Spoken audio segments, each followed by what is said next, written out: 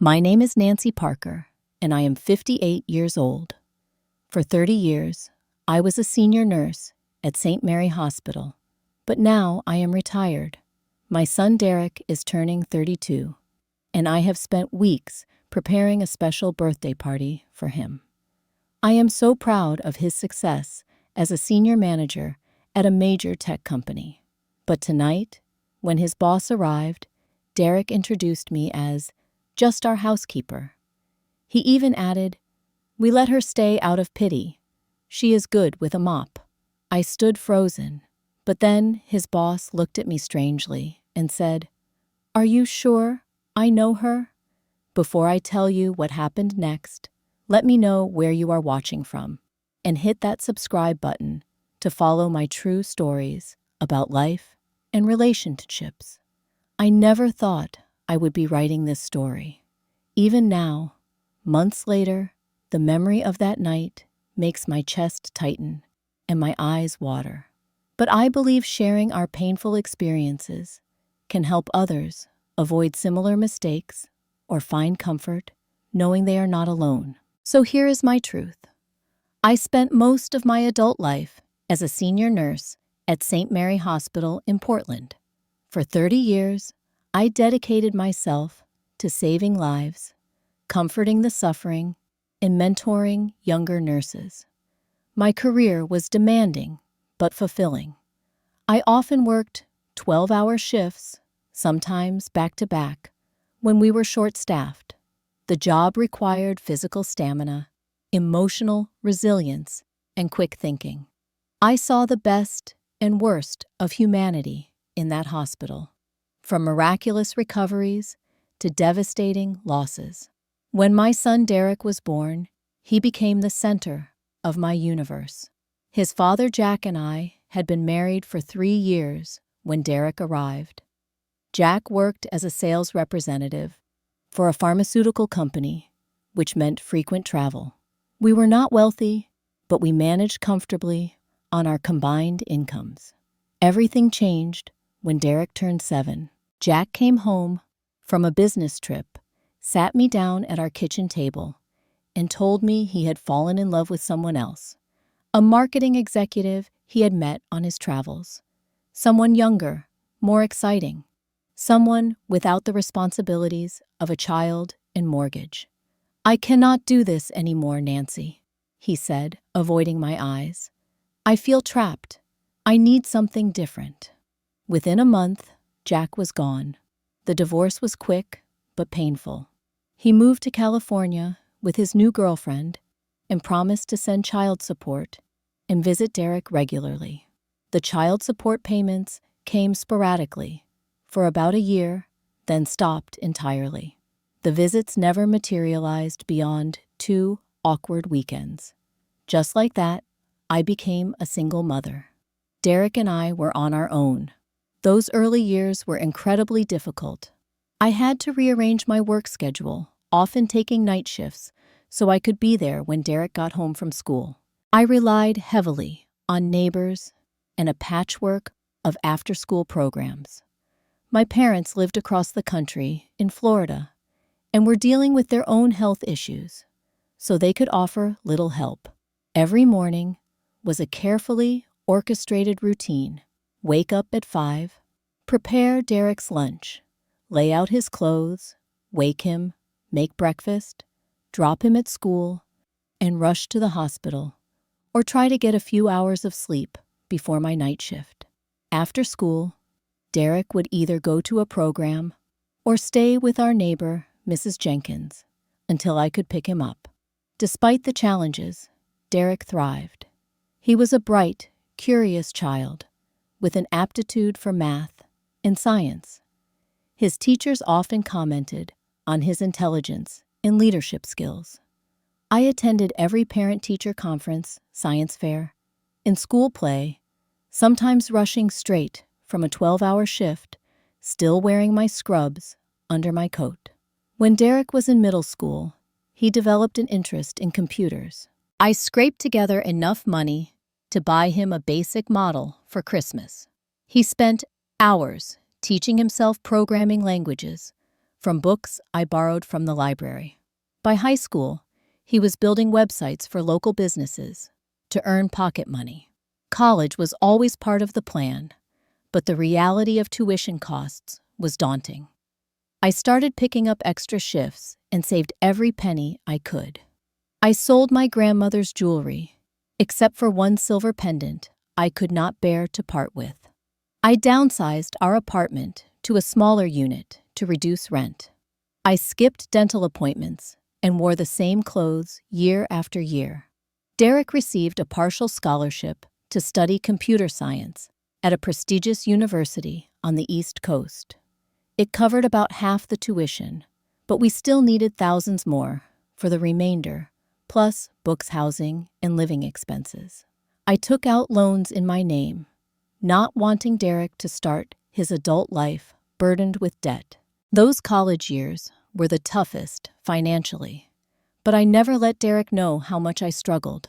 When he called, excited about a study abroad opportunity in Japan, I told him to go for it, then picked up weekend shifts for 6 months to cover the costs. When his laptop died during finals week in his junior year, I overnight shipped him a new one, then ate ramen noodles for a month to make up the difference in my budget. Throughout his childhood and teenage years, Derek and I had a good relationship. He was a loving son who appreciated my sacrifices. He made me handmade cards for Mother's Day, brought home good grades, and never gave me trouble with drinking or drugs like some of his peers.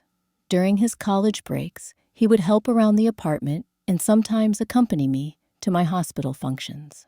The changes began subtly after he graduated with honors and landed his first job at Bluestream Tech, a fast-growing company specializing in cloud computing solutions.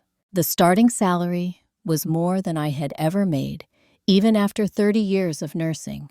I was ecstatic for him. My son had opportunities I never had, and all my sacrifices felt worthwhile. At first, Derek would call regularly and visit on holidays. He sent me nice gifts, a new television, a coffee maker that brewed single cups, gift cards to restaurants. But gradually, the calls became less frequent, his visits shorter. He always had a reason: a project deadline, a business trip, a company event. I told myself it was natural. He was young, building his career, making new friends. I should not expect to be his priority anymore. Still, I missed him. The apartment felt emptier without his periodic visits. Holidays were particularly difficult. I often volunteered to work on Thanksgiving and Christmas, so I would not have to sit alone with a small turkey or a tiny Christmas tree with just one gift underneath. After nearly 3 decades of lifting patients, bending over beds, and standing for long periods, my body began to protest. I developed chronic lower back pain that radiated down my left leg. Physical therapy helped temporarily, but the pain always returned. My doctor suggested surgery, but the recovery time would mean months without income. I was not ready for that. I continued working until one night, while helping move a particularly heavy patient, I felt something tear in my back. The pain was excruciating. I finished my shift somehow, but by morning, I could barely walk. The MRI showed several herniated discs and significant degeneration throughout my spine. At 56, I was forced into early retirement. The hospital provided a modest pension, and I had some savings, but it was far less than I had planned. Derek was doing well in his career, by then having been promoted twice in 5 years. When I told him about my retirement, he seemed distracted. "That is tough, Mom, but at least you will have time to relax now," he said during our brief phone conversation. Despite the distance growing between us, I remained immensely proud of my son. I bragged about him to anyone who would listen: my former colleagues, my neighbors, even strangers at the grocery store. I kept his college graduation photo on my bedside table and wore the watch he gave me for my birthday every day, even though it was too fancy for my simple lifestyle. Little did I know that while I was proudly telling everyone about my successful son, he was telling a very different story about me. After my forced retirement, I realized my fixed income would not support me in our expensive neighborhood. Additionally, the 3 flights of stairs to my apartment became increasingly difficult with my back condition. I needed to make a change. I found a small, ground-floor apartment in the city, closer to where Derek lived. The rent was more affordable, and I thought perhaps being nearer to him might help us reconnect. The apartment was nothing special, a 1-bedroom unit in an older building with outdated appliances and worn carpeting. But it was clean, and the neighborhood felt safe. I called Derek to share my plans. "That is great, Mom. Smart move," he said, but I could hear him typing in the background as we spoke. "Let me know when you are settled." Moving was painful, both emotionally and physically. I had to downsize significantly, selling furniture I had owned for decades and donating boxes of books and mementos. My new neighbor, an elderly gentleman named Frank, saw me struggling with boxes and offered to help. He became my first friend in the building, often bringing over homemade bread or stopping by for coffee. Once settled, I invited Derek over for dinner. He postponed twice, citing work commitments, but eventually came on a Sunday evening. He seemed uncomfortable in my small apartment, barely touching the pot roast I had spent hours preparing. He declined my offer to show him around the neighborhood and left after less than an hour, promising to visit again soon. Weeks passed without that promised visit. I tried to stay busy, joining a community center for seniors where I took water aerobics classes to help with my back pain. I volunteered at a local elementary school, reading to children twice a week. Still, I missed my work at the hospital, and most of all, I missed my son. I began stopping by Derek's apartment unannounced, bringing home-cooked meals or offering to do his laundry. Sometimes he was not home, but when he was, he would accept my help with a mixture of appreciation and what seemed like embarrassment. I noticed he never invited me inside if he had company. One evening, when I brought over a lasagna, I heard laughter from inside his apartment. Derek opened the door just enough to step into the hallway, closing it quickly behind him. "Mom, you should have called first," he said, taking the dish. "I have friends over. I could meet them," I offered. "I would love to know your friends." "Not tonight," he said firmly. "They are work colleagues.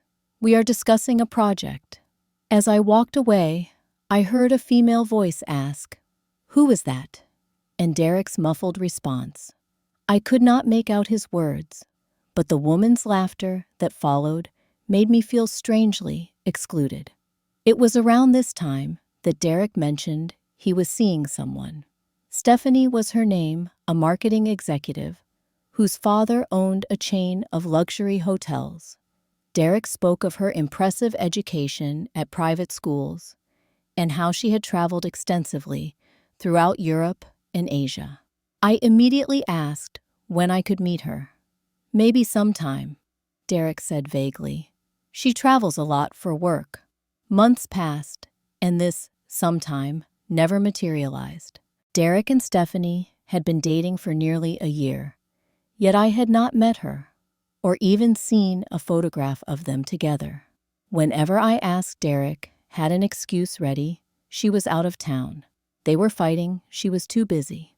The truth came in an unexpected way. I was at an upscale mall, treating myself to a rare shopping day. My Social Security check had arrived, and I wanted to buy a new blouse for an upcoming community center dance. The stores were far more expensive than I had anticipated, so I mainly window shopped, eventually stopping at the food court for a coffee I could afford. As I sat alone with my small coffee, a stylish young woman approached. "Excuse me, are you Derek Parker's mother?" she asked. I was surprised, but pleased. "Yes, I am Nancy. Do you work with Derek?" Her expression was puzzled. "No, I am Stephanie Williams, Derek's girlfriend." My heart leapt. Finally, I stood quickly, wincing at the pain in my back. "Stephanie, I have wanted to meet you for so long. Derek speaks highly of you." Now it was her turn to look surprised. "He does. That is strange, because he has never mentioned you to me. Not until yesterday, when I saw your text message on his phone asking about dinner this weekend." The revelation hit me like a physical blow. Derek had never told his girlfriend of 1 year about me. She had no idea he even had a mother. He told me he was raised by his aunt after his parents died in an accident when he was young. Stephanie continued, her voice growing suspicious. "He said his father was a neurosurgeon and his mother was a university professor." I struggled to maintain my composure as she spoke each word another blow. My son had created an entirely fictional background, erasing me and inventing parents with prestigious careers. "I confronted him about the text," Stephanie said. "He admitted he had a mother, but said you two were estranged because you abandoned him as a child to pursue a relationship." He seemed embarrassed and changed the subject quickly. I must have swayed because Stephanie guided me back to my seat. "Are you all right? You look pale." "I am fine," I lied. "Just surprised. There seems to be some misunderstanding." We spoke for another 20 minutes. Stephanie was clearly troubled by Derek's deception. She explained they had been discussing marriage, and she had wanted to meet his family before making any decisions. Now she was questioning everything he had told her. I did not disparage my son. Despite my shock and hurt, maternal instinct compelled me to protect him. "Perhaps you should talk to Derek again," I suggested. "I am sure there is an explanation." After Stephanie left, I sat alone for nearly an hour, tears occasionally escaping, despite my efforts to contain them. Fellow shoppers gave me curious or concerned glances, but no one approached the crying older woman in the food court.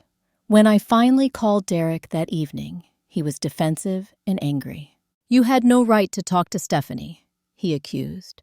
"You have embarrassed me and potentially ruined my relationship." "I did not seek her out," I responded, trying to keep my voice steady. "But Derek, why would you lie about me? About your father? Why create this fictional past?" "You would not understand," he said dismissively. "Stephanie comes from a different world. Her father is worth millions. All her friends come from similar backgrounds. How could I tell her my father abandoned us and my mother was just a nurse?" The phrase, "just a nurse," stung more than anything else, as if my career of saving lives was something shameful. "I provided for you," I reminded him. "I put you through college. I supported your dreams." "I know, Mom," he sighed, "and I am grateful, but that is the past. I am building a future now, and I need to fit into Stephanie's world." We ended the call with tension between us. Derek promised to fix things with Stephanie and asked me to give him space to do so. Apparently, his solution was to further minimize my existence.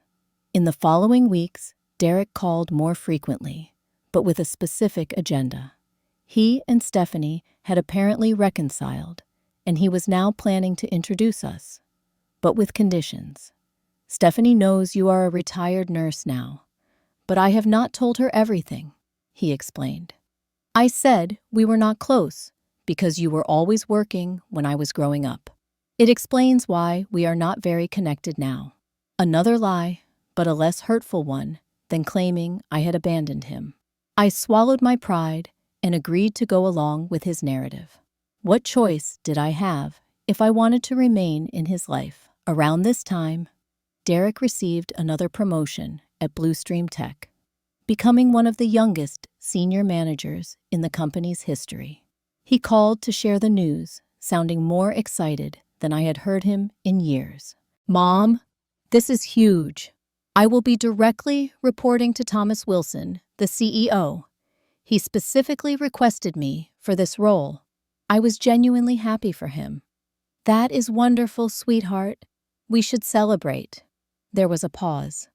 "Actually, that is why I am calling. My birthday is coming up, and I thought maybe we could have a small party at your place. I could invite some colleagues. And Stephanie, of course." My heart soared. Finally, an opportunity to be properly involved in my son's life. "Of course, I would love that." "Great," Derek said, then added hesitantly, "Mr. Wilson might come too." He mentioned wanting to meet the team in a more casual setting. The CEO of his company, coming to my humble apartment, I was both honored and terrified. "I will make it perfect," I promised. "Just keep it simple, Mom," Derek cautioned. "Nothing too homey. These are sophisticated people." I tried not to be offended by the implication that I might embarrass him with excessive motherly touches. "I understand," I assured him, already mentally planning the menu and decorations. What I did not understand then was that Derek was not inviting me to be part of his celebration. He was establishing a stage, and I was merely part of the set design, a character in the background of the successful life he wanted to portray. And soon, even that minor role would be rewritten. The moment Derek suggested hosting his birthday party at my apartment, I threw myself into preparations with enthusiasm I had not felt in months. This was my chance to reconnect with my son, to meet his girlfriend properly, and to impress his colleagues and boss. I wanted everything to be perfect. Despite my limited retirement budget, I splurged on party supplies. I visited 3 different stores to find elegant, understated decorations that would not appear too homey, as Derek had cautioned.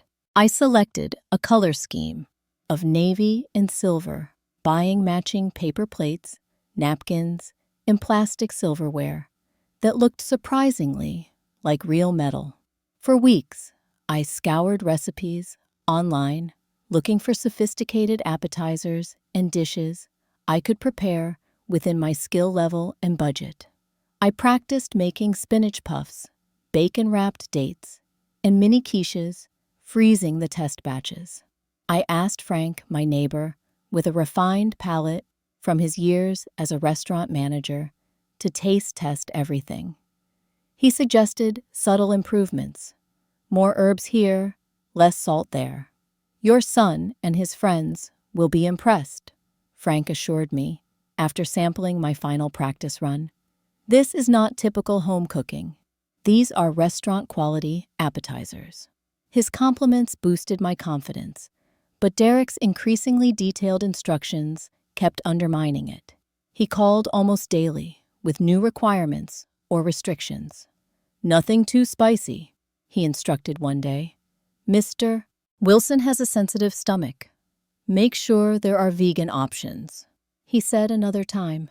"Stephanie's friend Alyssa does not eat animal products. No family photos on display," he insisted a week before the party.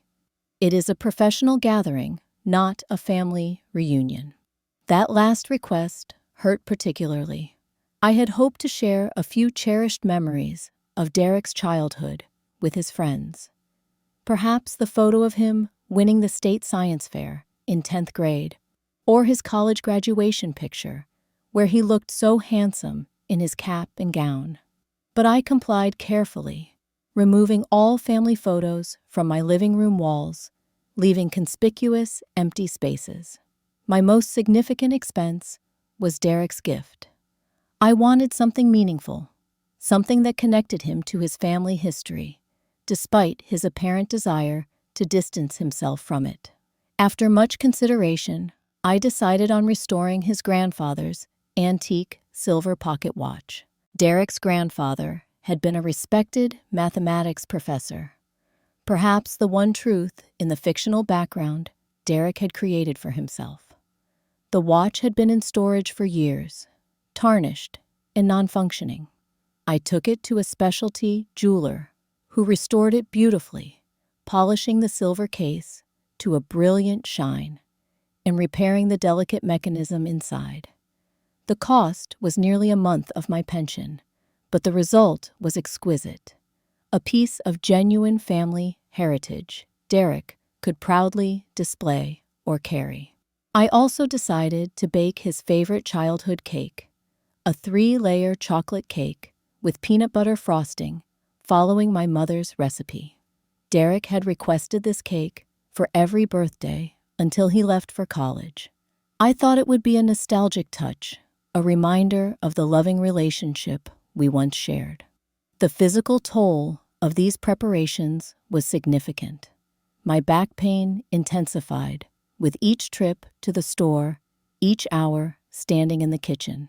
I doubled my pain medication, knowing I would pay for this exertion later. But it felt worth it. This party represented hope. Hope that Derek and I could rebuild our relationship, that I could find a place in his new life. The day before the party, I had my hair done at an affordable salon, splurging on a trim and style, rather than my usual self-cut.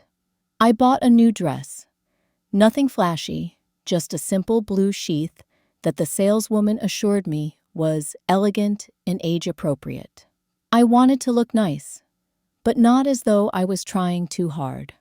I cleaned my apartment thoroughly, disguising the worn spots on the furniture with strategically placed throws and cushions. I borrowed a sleek coffee table from Frank to replace my battered yard sale find. I spent hours arranging and rearranging the furniture to maximize space for mingling. The morning of the party, I woke at dawn, despite having barely slept. Excitement and anxiety had kept me tossing and turning all night. My back was screaming in protest from the previous day's activities, but I pushed through the pain. I had a schedule to maintain: final cleaning, food preparation, decoration, setup, personal grooming. By 5 o'clock, everything was ready. The apartment looked as good as it possibly could, with soft lighting masking its flaws. The food was arranged on borrowed serving platters, looking impressively professional. Instrumental jazz played softly in the background. I had even prepared a small speech welcoming everyone and sharing my pride in Derek's accomplishments, though I planned to check with him first before delivering it. As I stood in my kitchen surveying my work, I allowed myself to imagine how the evening might unfold. Derek would arrive, perhaps slightly nervous, but pleased with the atmosphere I had created. He would introduce me properly to Stephanie, and we would begin building a relationship. His colleagues would be impressed by my hospitality, maybe even commenting on where Derek got his social graces. Mr. Wilson would be charming and appreciative, perhaps sharing stories about Derek's contributions to the company. It would be a lovely evening of connection and celebration. How naive I was. How completely I had misunderstood my role in the production Derek was directing. The first guests arrived precisely at 6, a group of 3 young professionals who introduced themselves as Derek's team members. They were polite but reserved, accepting drinks and complimenting the appetizers while glancing around my apartment with barely concealed curiosity. I overheard one whisper to another, "This is not what I expected at all." Stephanie arrived next with her parents.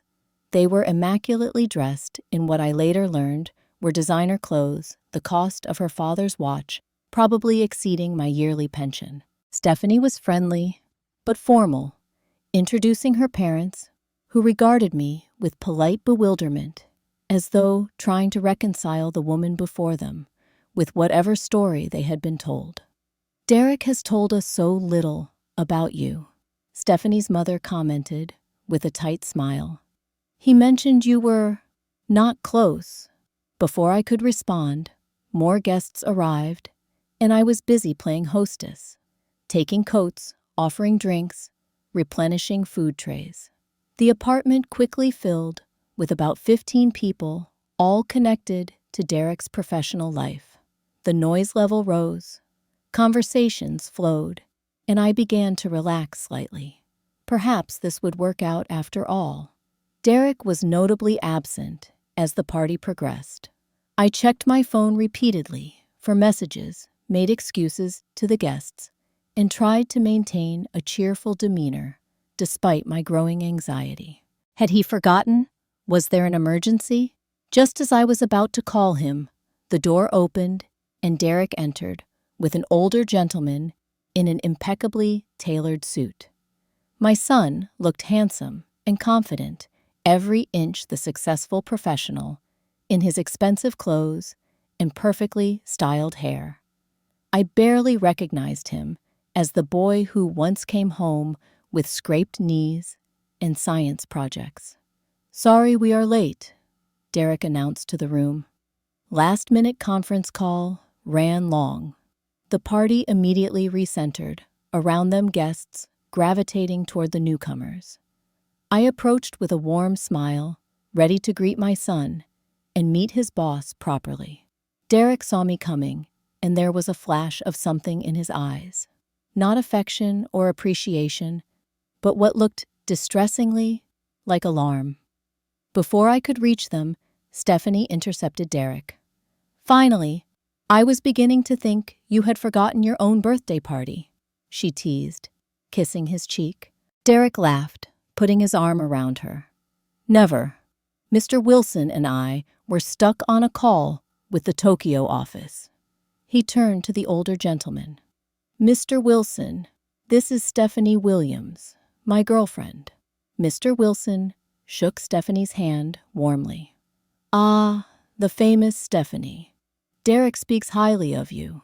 His voice was deep and pleasant, with the confident tone of someone accustomed to authority. I stood nearby, waiting for my introduction, a welcoming smile fixed on my face despite my growing discomfort. Derek's eyes slid past me, as though I were a stranger. He continued introducing Stephanie's parents to Mr. Wilson, then began pointing out various colleagues. Finally, I stepped forward. "Hello, Derek. Happy birthday." Derek turned, his expression cooling. "Thanks," he said curtly, then immediately returned to his conversation. I stood there awkwardly, feeling increasingly invisible in my own home. One of Derek's colleagues, a kind-faced woman named Jennifer, seemed to notice my discomfort and approached. "Everything is lovely," she said. "You must be so proud of Derek. He is a rising star at Blue Stream." I confirmed, grateful for the conversation. He was always bright, even as a child. He built his first computer from parts when he was just 14. Jennifer seemed genuinely interested. "Really? That is impressive. Were there other signs he would go into tech?" I was about to share the story of Derek teaching himself coding from library books when I noticed him approaching, his expression tense. He quickly inserted himself into our conversation. "Jennifer, I need your input on the Westfield proposal. Do you mind?" he asked, effectively dismissing me. As they walked away, I overheard Jennifer ask, "Was that your mother? She seems nice." I did not catch Derek's response, but Jennifer's sudden change in demeanor suggested it was not complimentary. I retreated to the kitchen, busying myself with rearranging food trays while fighting back tears. I had spent weeks preparing for this party, exhausted myself, physically and financially, all to support Derek's special day. Yet, he could barely acknowledge my existence. After composing myself, I returned to the living room with a fresh tray of appetizers. Mr. Wilson was now standing alone, examining a small watercolor on my wall, the only decoration I had not removed at Derek's request. It was a painting of the Oregon coast I had purchased from a street artist years ago. "That is a lovely piece," Mr. Wilson commented as I approached. "The light quality is exceptional." "Thank you," I responded, pleased by his observation. I have always been drawn to how it captures the misty morning light on the water. He turned to me with a genuine smile. "You have a good eye. Are you interested in art?" "I appreciate it, though I know little about it technically," I admitted. "I am Nancy, by the way." Before Mr. Wilson could respond, Derek appeared suddenly at his side, practically inserting himself between us. "Mr. Wilson, let me show you the view from the balcony. You can see part of the city skyline." As Derek led him away, I noticed Mr. Wilson glance back at me with a slightly puzzled expression.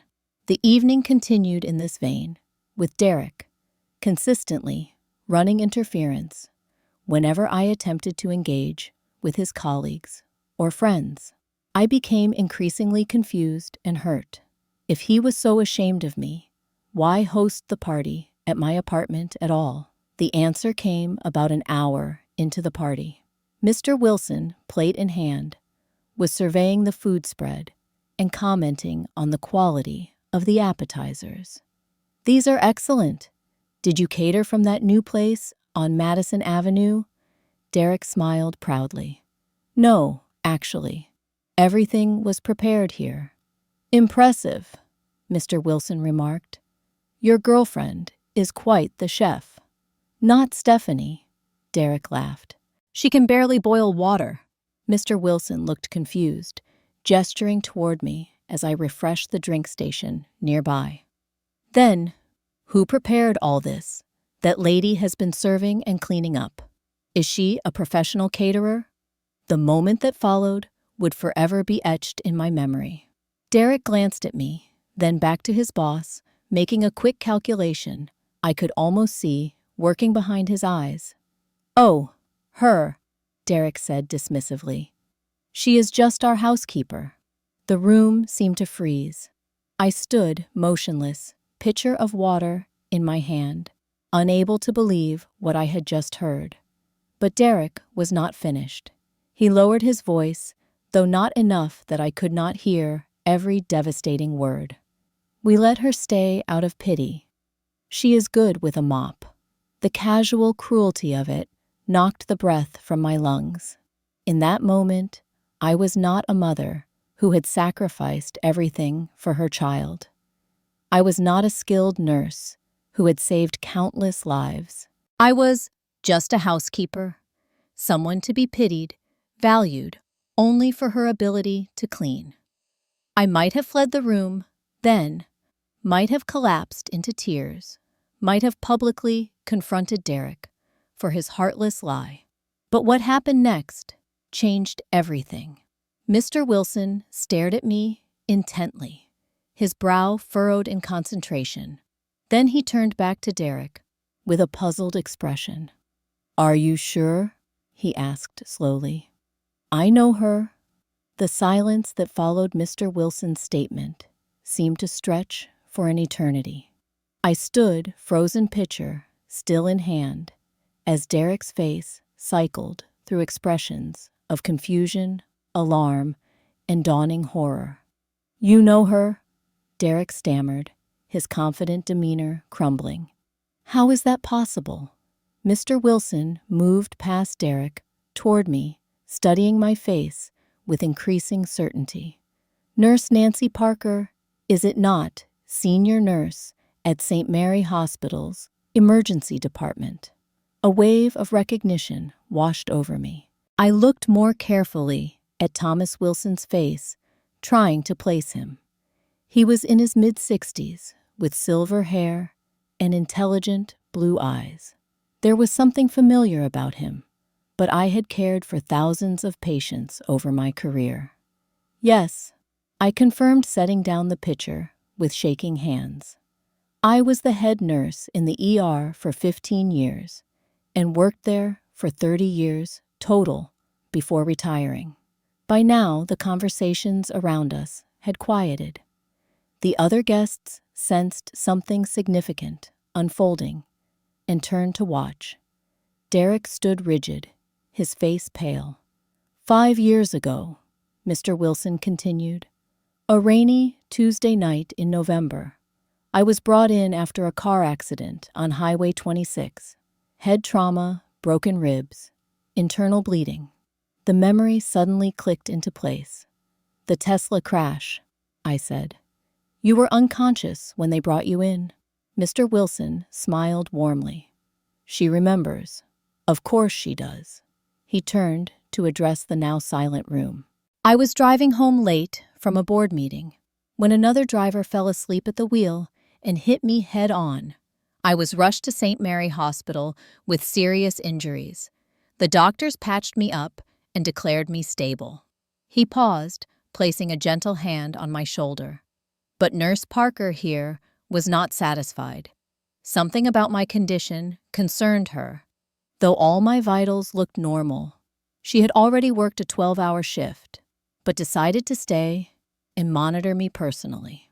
The room was completely silent now, all eyes moving between Mr. Wilson, Derek, and me. Derek looked as though he might be sick. Around 3 a.m, Mr. Wilson continued, I developed a subtle change in my breathing pattern. Nothing dramatic, nothing that would trigger alarms, but Nurse Parker noticed immediately. She called for additional tests that revealed a slow bleed in my brain that had been missed in the initial assessment. If left untreated for even a few more hours, doctors said I would have suffered permanent brain damage or died. Tears welled in my eyes as he spoke. I remembered that night clearly.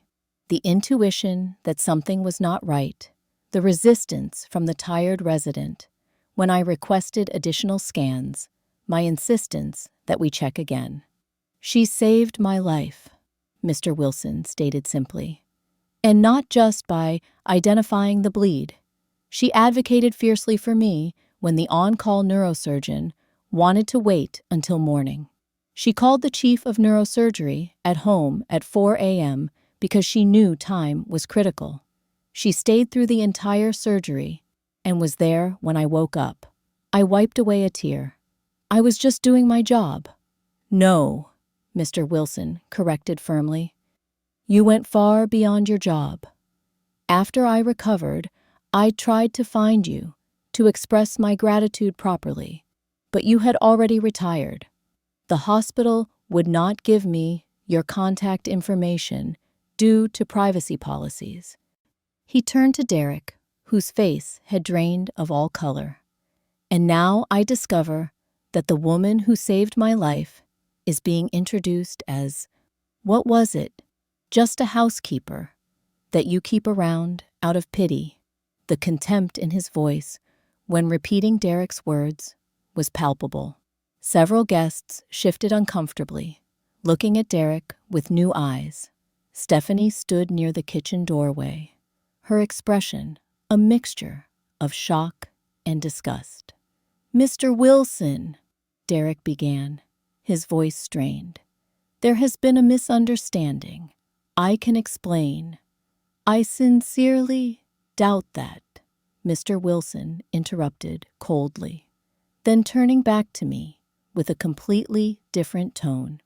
Nancy, I cannot express how grateful I am to finally meet you again under such unexpected circumstances. You are a truly exceptional medical professional. St. Mary Hospital lost a treasure when you retired. The dam broke then. Tears streamed down my face as years of suppressed hurt, loneliness, and now this public humiliation overwhelmed me.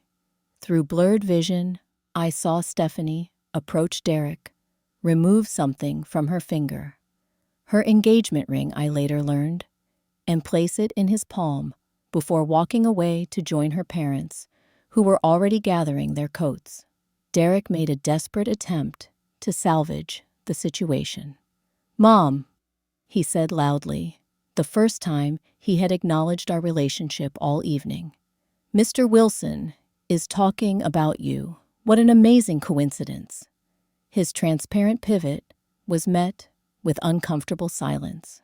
One by one, guests began making excuses to leave, thanking me specifically for the hospitality, while barely acknowledging Derek.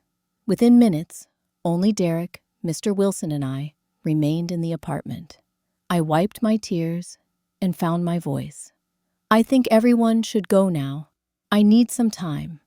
"Nancy," Mr. Wilson began, "I am so sorry about this. Had I known—" "It is not your fault," I assured him. "But please, I need some privacy." Mr. Wilson nodded respectfully. "Of course.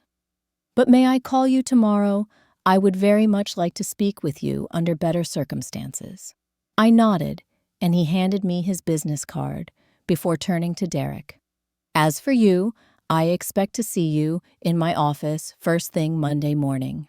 After Mr. Wilson left, Derek and I stood in my living room, surrounded by the remains of the party. Half-empty glasses, abandoned plates, discarded napkins, the detritus of my hope for reconciliation. "Mom," Derek started, his voice pleading. "I can explain. I was just trying to impress them. You do not understand the pressure, do not?" I interrupted, my voice surprisingly steady. "Do not tell me what I do not understand about pressure. I worked 30 years saving lives while raising you alone. I went without sleep, without new clothes, without dental care, without any luxury, so you could have opportunities." Derek looked genuinely shocked at my anger. In all his life, I had never spoken to him with such cold fury. "I was going to tell them later," he offered weakly. "It was just for tonight, just to make a good impression." "On whom?" I demanded. "The man whose life I saved, the woman you apparently wanted to marry without ever introducing her to your mother, the colleagues you were so desperate to impress that you would deny my very existence." "You do not understand their world," Derek insisted. "They all come from money, from influence. Their parents are executives and doctors and lawyers.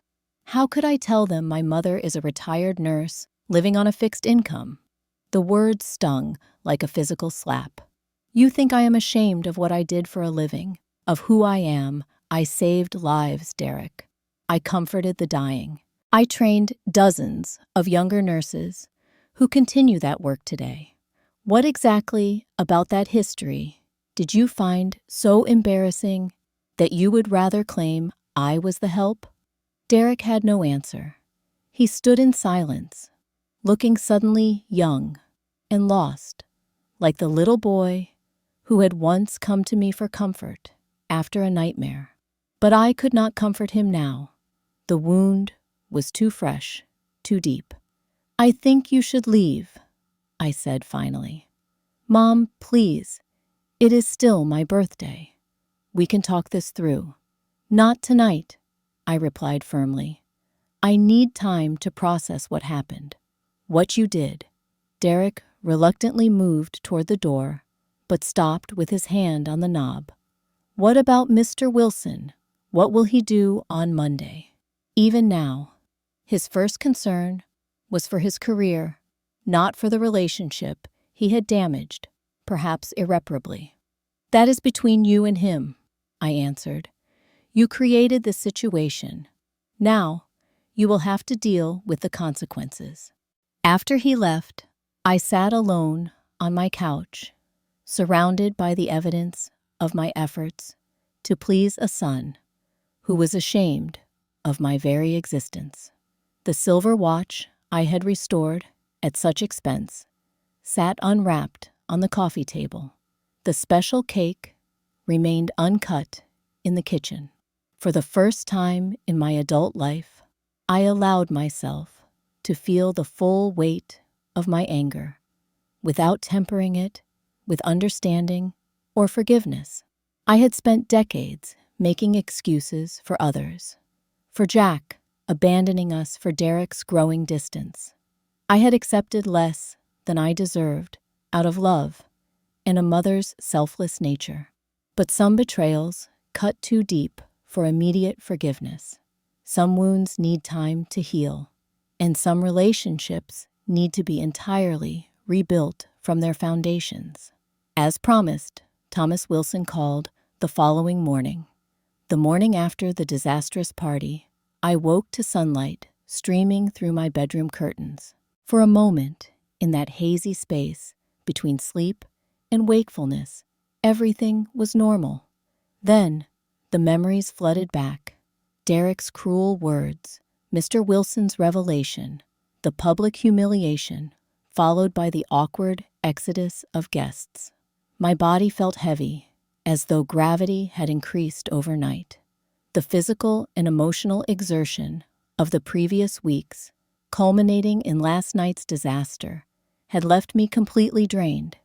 My back pain, which I had been managing with sheer determination and extra medication during the party preparations, now returned with a vengeance. I swallowed 2 pain pills dry and lay back against the pillows, wondering how my life had come to this point. The apartment was still in disarray from the party. Normally, I would have cleaned up immediately, unable to rest with dishes in the sink and furniture out of place. But today, I could not summon the energy or motivation. The mess could wait. Everything could wait. Around 10 o'clock, my phone rang. The screen displayed a number I did not recognize. My first thought was that it might be Derek, calling from another phone, perhaps thinking I would ignore his usual number. I almost let it go to voicemail, but answered at the last moment. "Hello, Nancy Parker speaking." "Nancy, this is Thomas Wilson." The deep voice from last night was unmistakable. "I hope I am not calling too early." "No, it is fine," I assured him, sitting up straighter despite being alone. "I have been awake for a while. I wanted to check on you," he said, genuine concern in his tone. "Last night was, well, I cannot imagine how difficult it must have been for you." The kindness in his voice threatened to undo my fragile composure. "I am managing," I said carefully, "still processing everything." "Understandable." There was a pause then. "I was wondering if you might be available for lunch today. I would like to speak with you further away from the tension of last night." My initial instinct was to decline. I was emotionally exhausted physically, in pain, and not fit for public appearance. But something in his respectful tone, combined with my desire to understand the larger situation with Derek, prompted me to accept. "That would be fine," I agreed. "Though I should warn you, I am not the best company today." "Perfectly understandable," he assured me. "Would 1 o'clock work?" "There is a quiet restaurant called Riverside Terrace about 2 blocks from your apartment. They have excellent food and private tables where we can talk comfortably." I wondered briefly how he knew what restaurants were near my apartment, but remembered he was a CEO, probably accustomed to having assistants research such details. 1 o'clock at Riverside Terrace sounds fine," I confirmed. After hanging up, I forced myself to shower and dress movements, mechanical and slow. I chose a simple outfit, black slacks and a blue blouse, and applied minimal makeup to disguise the evidence of a largely sleepless night. Looking in the mirror, I saw a woman who appeared every one of her 58 years, perhaps more. The events of the past 24 hours had etched new lines around my eyes and mouth. Riverside Terrace turned out to be an upscale establishment I had passed many times, but never entered, knowing it was well beyond my budget. The maitre d' greeted me warmly and immediately led me to a secluded table where Thomas Wilson already waited. He stood as I approached, the old-fashioned courtesy, unexpected but appreciated. "Nancy, thank you for coming," he said, helping me with my chair. I took the liberty of ordering a bottle of sparkling water, but please have whatever you would like. Once seated, I felt the full awkwardness of the situation. Here I was, having lunch with the CEO of a major technology company, a man who 24 hours earlier had discovered his promising young executive was ashamed of his mother. What could we possibly discuss that would not be painfully uncomfortable? Thomas seemed to sense my unease. "First, let me say again how truly sorry I am about last night. Had I realized the situation, I would have handled things very differently." "You have nothing to apologize for," I assured him. "You could not have known what Derek would say." He nodded thoughtfully. "Even so, I wish I could have spared you that public moment. No one deserves such treatment, especially not from their own child." The waiter arrived to take our orders. Thomas recommended the salmon, mentioning it was excellent. When I hesitated, glancing at the prices, he added, "Please, this lunch is my treat. Consider it a very belated thank you for saving my life." After ordering, Thomas turned the conversation to that night at the hospital. "I remember very little of my time in the ER," he admitted. "Everything before the surgery is hazy at best. But I do recall waking up afterward and seeing you checking my vitals. You told me I was going to be fine, that the surgery had been successful." I smiled slightly at the memory. "You were quite groggy from the anesthesia. You kept asking if you could go back to work that day." He laughed. "That sounds like me, always impatient to get back to the office." "Your wife was very concerned," I recalled. "She stayed by your side the entire time you were in recovery." A shadow crossed his face. "Karen, yes, she was always supportive during health crises. We divorced 2 years ago, actually, after 38 years of marriage." "I am sorry to hear that," I said sincerely. He shrugged. "It was amicable as these things go. Our children are grown, and we had gradually developed different priorities. She wanted to travel, spend time with our grandchildren. I remained focused on the company." He paused, perhaps too focused, in retrospect. Our food arrived, momentarily pausing the conversation. The salmon was indeed excellent, though I found my appetite diminished by the lingering emotional turmoil. "Nancy," Thomas said, after we had eaten in companionable silence for a few minutes, "I want to be direct about something. The behavior I witnessed from Derek last night was completely unacceptable on both a personal and professional level." I tensed. As hurt as I was, maternal instinct still prompted me to protect my son. "He made a terrible mistake," I acknowledged. "But he is generally a good person. He has been under a lot of pressure lately." Thomas looked unconvinced. "Pressure does not cause someone to deny their mother's existence. It may reveal character flaws that were already present." Unable to argue with his assessment, I changed the subject slightly. "He mentioned you wanted to see him in your office on Monday." "Yes," Thomas confirmed.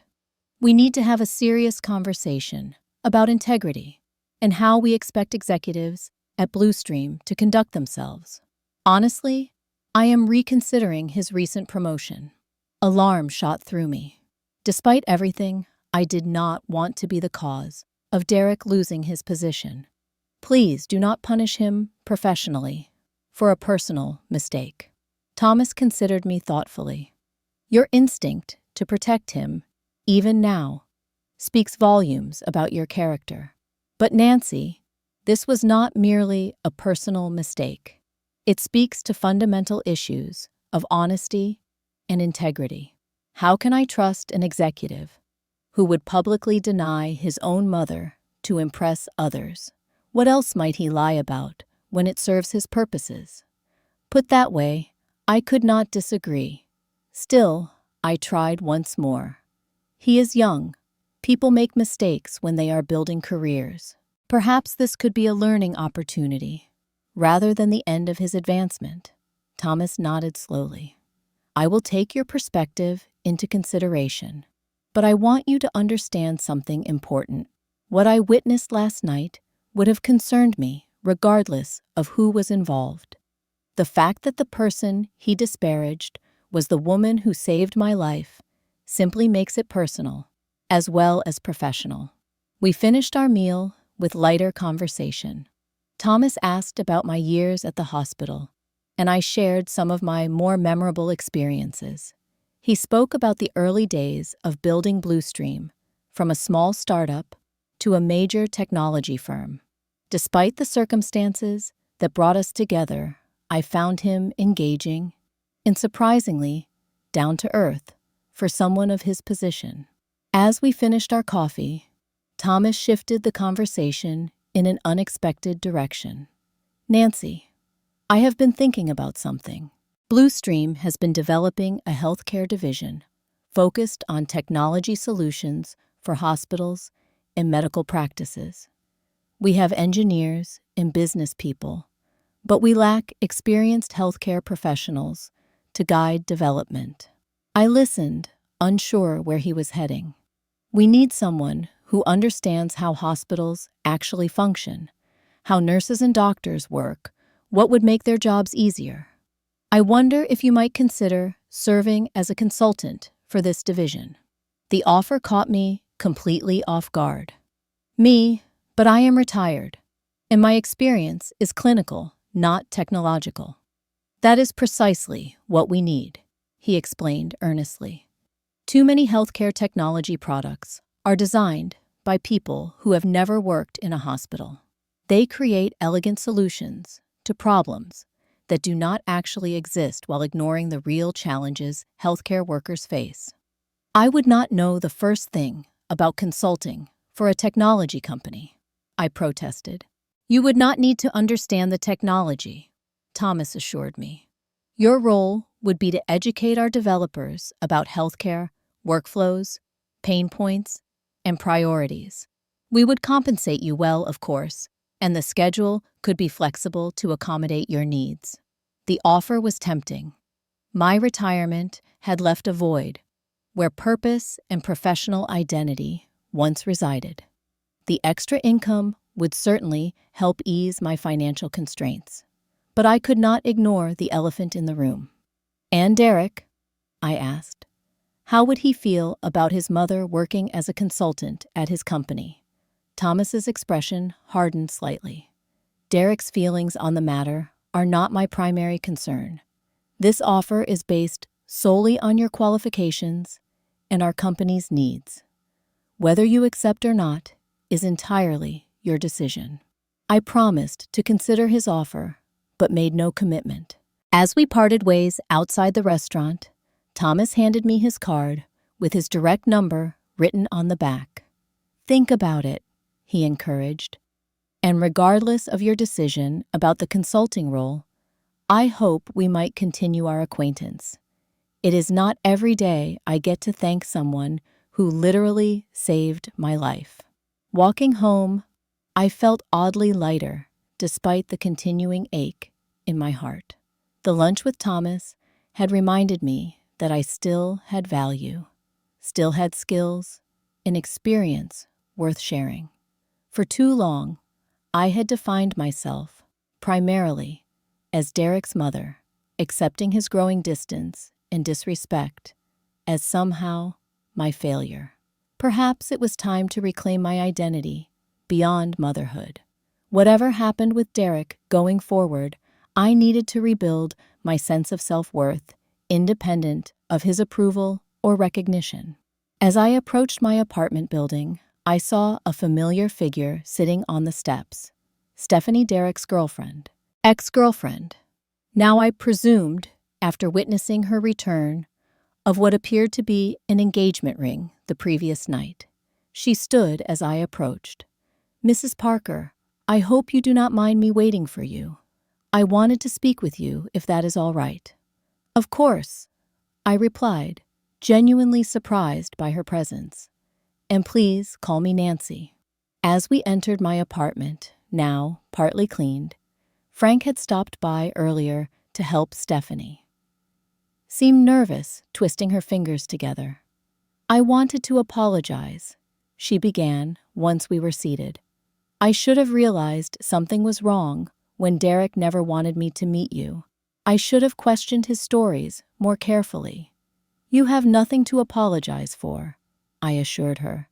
"Derek's deception is not your responsibility." She shook her head firmly. "Still, I feel terrible about how everything happened. The things he said about you, it was shocking, unforgivable. Have you spoken with him since last night?" I asked gently. "He has called and texted dozens of times," she confirmed. "I am not ready to talk to him yet. I do not know if I ever will be. If he could lie so easily about something so fundamental as his own mother, what else has he lied about?" The question echoed Thomas Wilson's concerns, reinforcing my own growing realization that Derek's behavior reflected deeper character issues than I had been willing to acknowledge.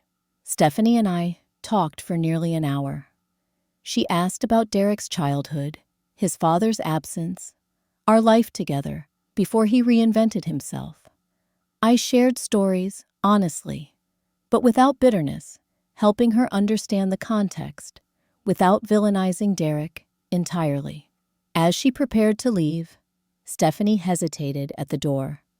"I truly enjoyed meeting you, Nancy, despite the circumstances. I wish—" She paused, emotion clouding her features. "I wish things had been different. I think we could have had a wonderful relationship."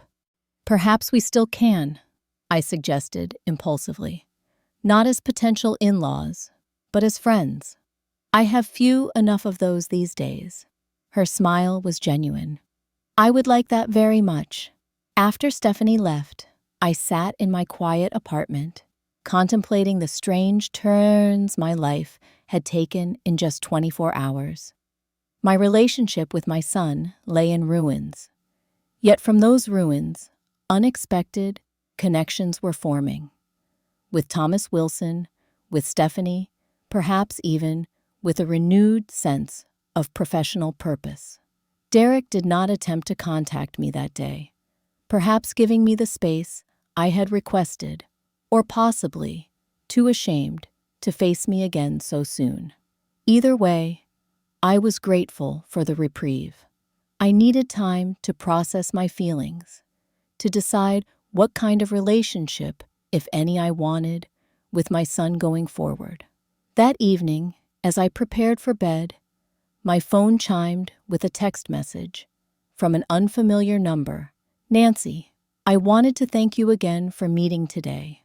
My offer stands. Take all the time you need to consider it. No pressure. Regardless of your decision, I am grateful our paths have crossed again. Thomas Wilson." I smiled slightly as I set the phone aside. From the ashes of one relationship, new possibilities were emerging. Not replacements for what was lost, but perhaps something equally valuable in their own right. The future remained uncertain, but for the first time since Derek's cruel words had cut through my heart, I felt a glimmer of hope, not for an instant restoration of what was broken, but for a new path forward, one where I reclaimed my worth, independent of my son's validation or approval. 3 days passed without any contact from Derek. I spent much of this time alternating between grief over what had happened and careful consideration of Thomas Wilson's job offer.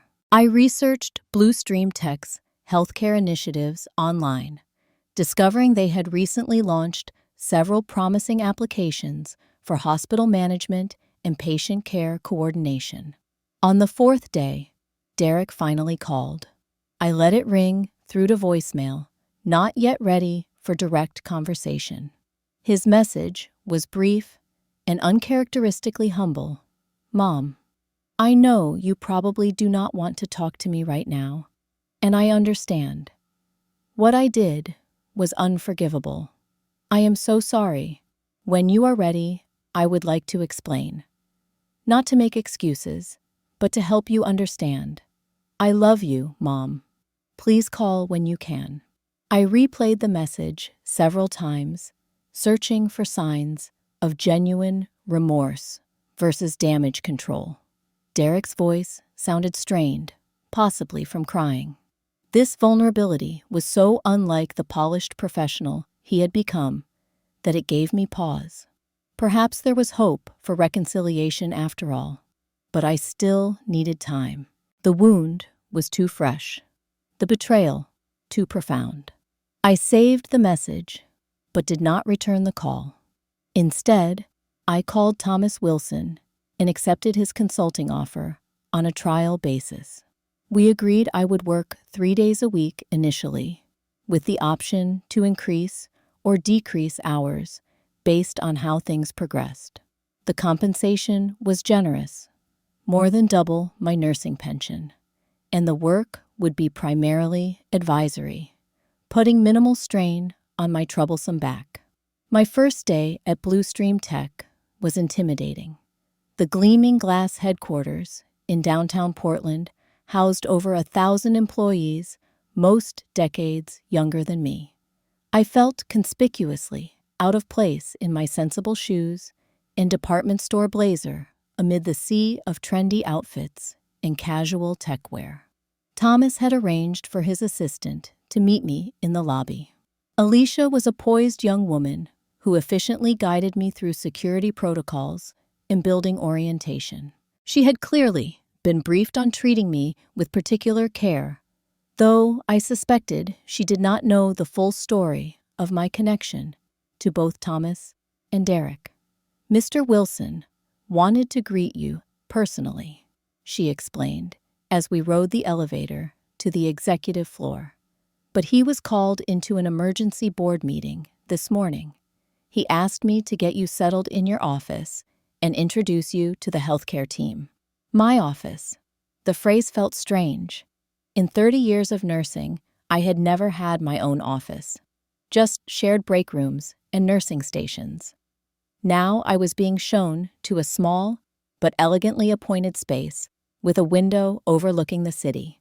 My name was already on the door, Nancy Parker, healthcare consultant. The healthcare division team welcomed me warmly.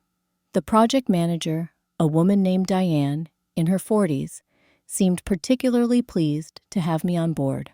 We have been swimming upstream trying to design these systems without sufficient clinical input, she admitted during our first meeting. Having someone with your emergency department experience is invaluable. Throughout that first day, I was struck by how genuinely interested these young developers were in my perspective. They asked thoughtful questions about hospital workflows, nurse-doctor communication patterns, and pain points in existing documentation systems. For the first time in years, I felt my experience truly valued. I had deliberately chosen days when Derek would typically be traveling according to what he had previously shared about his work schedule. I was not ready to face him in a professional context and had asked Thomas to avoid putting us in direct contact for the time being. Thomas had readily agreed, noting that Derek's department had little overlap with healthcare projects anyway. However, as I was leaving the building after my first day, I spotted Derek in the lobby, deep in conversation with another executive. He had not seen me, and I quickly ducked behind a large, decorative plant, feeling ridiculous, but desperate to avoid an encounter. From my hiding place, I observed my son. He looked different somehow, less polished than usual. His normally perfect hair seemed hastily styled, and dark circles shadowed his eyes. The confident posture I had grown accustomed to seeing in recent years was replaced by a slight stoop. He looked, in a word, defeated. I slipped out a side entrance unseen and took a longer route home, emotions churning. seeing Derek had reopened the wound just as it was beginning to scab over. That night, I finally called him back. "Mom," he answered immediately, his voice a mixture of relief and apprehension. "Thank you for calling.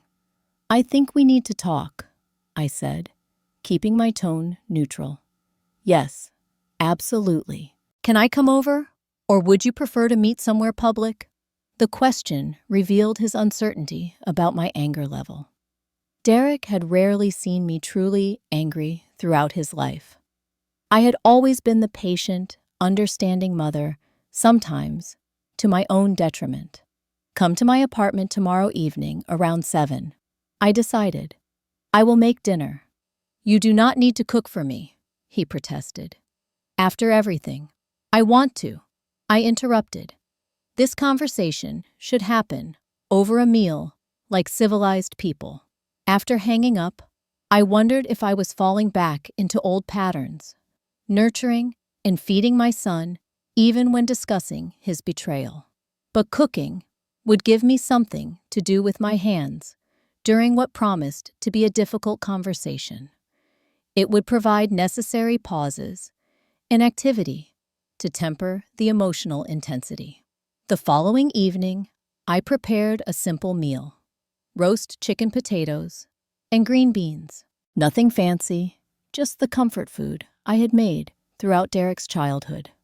The familiarity felt right for this conversation about our shared past and uncertain future. Derek arrived precisely at 7, holding a bouquet of mixed flowers and a small, wrapped package. He looked as tired as he had in the lobby, his usual confidence replaced by obvious nervousness. "Hi, Mom," he said softly, handing me the flowers. "Thank you for seeing me." I accepted the flowers with a nod, gesturing him toward the dining table, where I had already set 2 places. "Dinner is almost ready. Would you like water or iced tea?" "Water is fine," he replied, setting the wrapped package on the coffee table. "Mom, before anything else, I want to say how deeply sorry I am. What I did was inexcusable." I placed the flowers in a vase before responding. "Yes, it was. But I want to understand why you did it. Not just at the party, but the entire fiction you created about your background. About me." We sat at the table, food served, but barely touched, as Derek began to explain. "It started small," he admitted. "When I first joined Bluestream, everyone seemed to come from such privileged backgrounds. Ivy League schools, parents who were doctors or lawyers or executives. I felt inadequate. So you invented a new past," I stated, keeping my voice level. "Not all at once," he clarified. "At first, I just avoided talking about family. Then, someone assumed my father was a doctor because I mentioned going to medical conferences with a parent as a child. You went to nursing conferences with me," I corrected. "I always brought you along when they were in Portland because I could not afford childcare." Derek nodded. "I know. But instead of correcting this colleague, I just let them believe what they wanted. It snowballed from there. And Stephanie, you told her both your parents were dead." He winced. "That was later, after the lies had grown. I told her my father was a neurosurgeon who died in an accident. My mother, a university professor, had died of cancer shortly after. I said I was raised by my aunt." "Why such an elaborate lie?" I asked, genuinely trying to understand. "Why not simply say your father left and your mother was a nurse? Many people come from single-parent households." "It was not just about being from a single-parent home," Derek explained, pushing food around his plate. "It was everything. Your apartment, your clothes, your job. I wanted to be seen as coming from the same world as my colleagues and Stephanie. I wanted to belong. And you thought the only way to belong was to erase me." Derek's eyes filled with tears. I was wrong.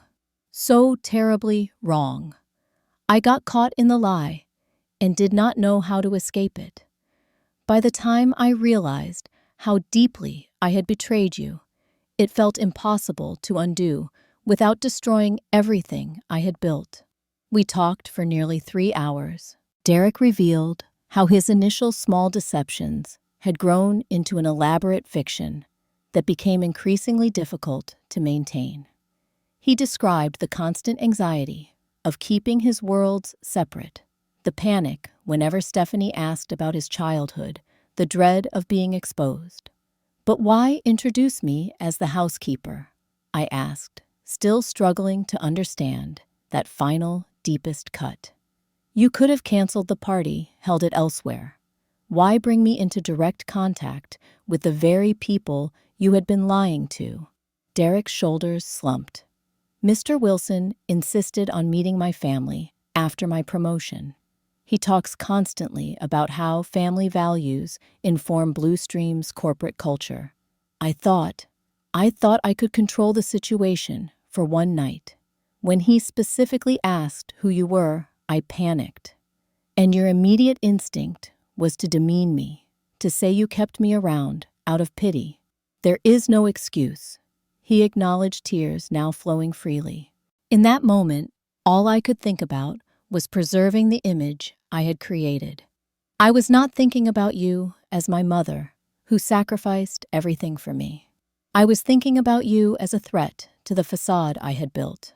The raw honesty of this statement hit me hard. For the first time, I fully grasped the extent of Derek's insecurity and the psychological contortions he had performed to maintain his fictional identity. "After the party," Derek continued, "Mr. Wilson called me into his office as promised. He told me my promotion was being rescinded, pending a review of my character and integrity. He assigned me to a smaller team away from executive functions for the time being. I felt a stab of guilt despite myself. "I am sorry about your career setback." "Do not be," Derek said firmly. "I deserved worse. He could have fired me outright." He paused. "He also told me that he had offered you a consulting position." So Thomas had informed Derek about my new role. "Yes, I started this week." Derek nodded. "It is a good opportunity. You have so much valuable knowledge to share." An uncomfortable silence fell between us. We had talked around the central question, but not addressed it directly. Where did we go from here? Could our relationship be repaired after such a fundamental breach of trust? "I have been seeing a therapist," Derek offered suddenly. "Twice a week since the party. She is helping me understand why I felt so compelled to create this false identity, why I was so ashamed of my actual background when there was nothing shameful about it." "And what have you learned?" I asked, genuinely curious. "That it was never really about you," he admitted. "It was about my own insecurities, my fear of not being enough on my own merits. I thought I needed an impressive pedigree to succeed, when in reality, the drive and work ethic I inherited from you were my greatest advantages." It was the first moment in our conversation that felt genuinely healing. Not because it erased the hurt, but because it acknowledged that the problem had never been my worth as a mother or person, but Derek's inability to recognize that worth. "I would like to try to rebuild our relationship," Derek said carefully. "Not immediately returning to how things were, but starting fresh with complete honesty. I know I have to earn back your trust." "Yes, you do," I agreed. "That will take time." "I understand. I am prepared to do whatever it takes, however long it takes." As Derek prepared to leave, he retrieved the small wrapped package he had brought. "I found this in my apartment after the party. You must have left it there at some point." I unwrapped the paper to find the silver pocket watch, his grandfather's watch that I had so painstakingly restored for his birthday. I did not know the story behind it Until I had it appraised, Derek said softly. The jeweler recognized it as a rare model and asked where I got it. When I said it was my grandfather's, he told me these watches were often passed down through generations of academics. That is when I looked up Grandpa's history and discovered he was actually a mathematics professor. The irony was not lost on either of us. The one true element in Derek's fictional background had been the one he knew least about. I would like to wear it, Derek said. Not just because it is valuable, but because it connects me to my real heritage. The heritage I tried so hard to deny. I closed his fingers around the watch. It was always meant for you. Derek left with a promise to call in a few days, giving me space while making it clear he wanted to maintain contact. As I closed the door behind him, I felt emotionally exhausted, but also relieved. The conversation had been difficult, but necessary. We had begun the process of truth-telling that might eventually lead to healing. The following week brought unexpected developments. Thomas Wilson invited me to lunch again this time to discuss my impressions of the healthcare team. Our professional conversation gradually shifted to more personal topics. He asked about my adjustment to retirement before my new role, and I inquired about his life after divorce. Mostly work, he admitted. My children complain that I am still too focused on the company. They keep trying to set me up on dates to get me out more. I laughed, sharing my own limited social life since retiring. There was an ease between us that surprised me, a connection that had begun with his recognition at the party, but was developing into something more substantial. Not romance necessarily, but a genuine friendship based on mutual respect and shared life experience. Stephanie also remained in contact, occasionally meeting me for coffee. She and Derek had spoken, but were not reconciling romantically. Too much trust was broken, she explained during one of our meetings, but I think he is genuinely trying to change. The therapy seems to be helping. Over the next 3 months, I settled into my new routine at Bluestream. The healthcare team valued my input, and I found myself enjoying the intellectual challenge of helping design systems that might eventually make nurses' jobs easier. My financial situation improved considerably, allowing me to address some long-neglected dental work and even consider moving to a better apartment. Derek and I maintained regular contact, usually meeting once a week for dinner. Our conversations were sometimes awkward, sometimes emotional, but increasingly honest. He was making genuine efforts to integrate his real background into his professional life, no longer hiding his mother's occupation or creating fictional parents. I mentioned to the team that my mother is consulting for the healthcare division, he told me during one of our dinners. Mr. Jenkins asked if you were the Nancy Parker who revolutionized emergency triage protocols at St. Mary. Apparently, his wife is a nurse there and still talks about your innovations. These small moments of recognition of my actual worth, rather than some fabricated prestige, seemed to be shifting Derek's perspective gradually. He was learning that his success did not depend on reinventing his past, but on his own merits and the authentic strengths he had developed growing up with a hardworking single mother. As for me, I was discovering that motherhood was not the only defining aspect of my identity. My professional knowledge, accumulated over decades of nursing, was valuable beyond the hospital setting. My perspective as a mature woman brought wisdom to the youthful environment of Bluestream, and my personal company was apparently enjoyable enough that Thomas Wilson continued to seek it out, our lunches becoming a regular occurrence that both of us looked forward to. The relationship with Derek remained a work in progress. Some days, I still felt the sting of his betrayal acutely. Other days brought glimpses of the loving son I remembered. We were building something new from the ashes of what had been destroyed. Not a return to our previous relationship, but perhaps something more honest, more balanced, and ultimately more sustainable.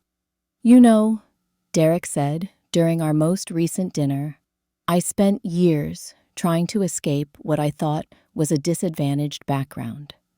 I created this whole fictional life because I was convinced my real one was not good enough. But now that I am being honest about where I came from, I am finding that many of my colleagues had similar experiences. Johnson's mother was a postal worker. Martinez was raised by his grandparents in a tiny apartment. All this time, I was not the only one who came from modest beginnings.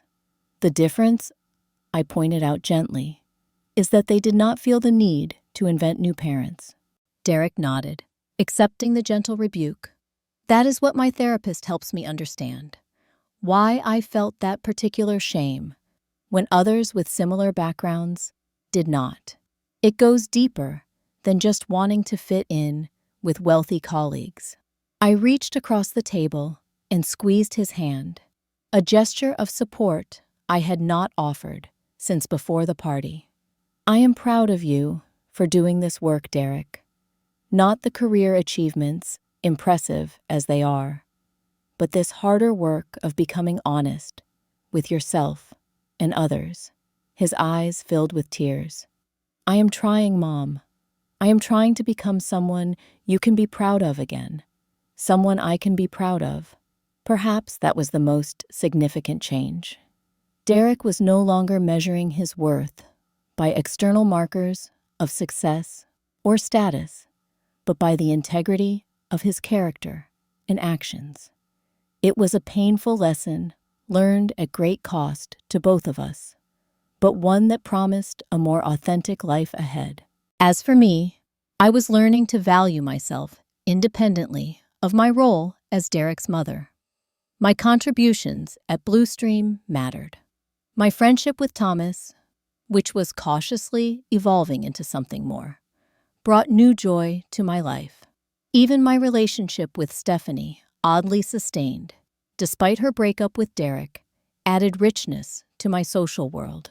Sometimes the greatest devastation creates space for new growth.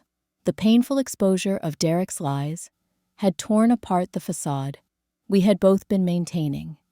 His fictional background and my willingness to accept his increasing distance and disrespect.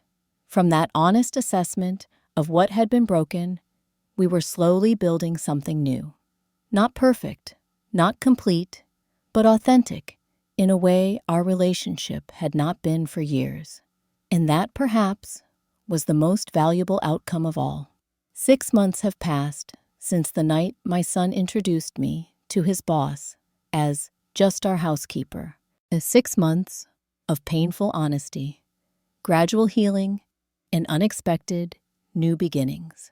As I reflect on this journey, I am struck by how a moment of profound humiliation ultimately led to positive transformation for both Derek and myself.